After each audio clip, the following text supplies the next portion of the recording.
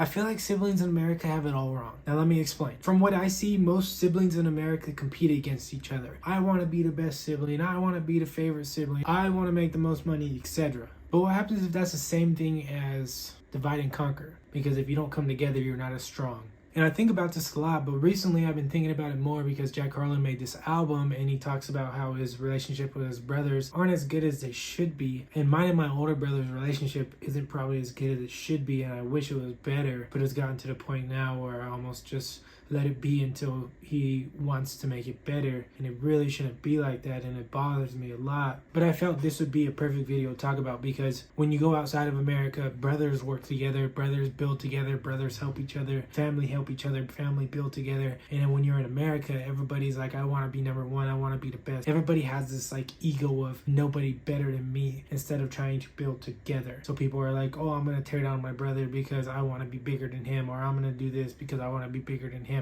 And it really shouldn't be like that, especially since these are the people that you look up to, or these are the people that you influence. And this is the big problem that I have with our system. It's always divide and conquer with politics, religion, with ethnicity, and how much you make, and where you're from, and cops versus regular people, and it's always the same. Because if we stayed together and we actually continue to build and help each other, we would be at a whole different level than where we're at now. They don't want to tell us that because it's easier to control people when everybody's fighting against each other and not fighting against the system. I'm pretty sure Andrew Tate talked about this, where he met a family that wasn't necessarily wealthy, but they had like nice cars and a nice home and nice clothes and nice watches and whatnot. And it was because they all worked together as a unit. Instead of everybody having a Ferrari, they had one that they all drove. Instead of having 17 houses, they had one or two homes that they all lived in and they all paid in equally. So therefore, it's not a $17,000 monthly payment for the Ferrari and the home.